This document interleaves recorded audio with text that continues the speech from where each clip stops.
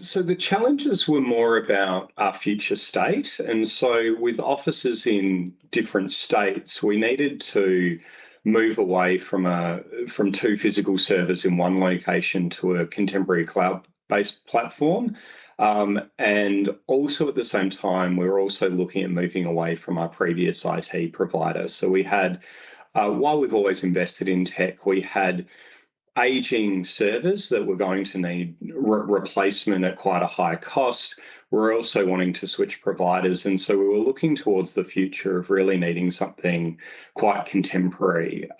Coupled with that, we take privacy and security of our work seriously. And so we wanted to ensure that whatever shift we made was ensuring that we were adapting to an increasingly complex and challenging cybersecurity environment. And so it was really less about the challenges we had at the time and more about what we wanted to establish as a company into the future.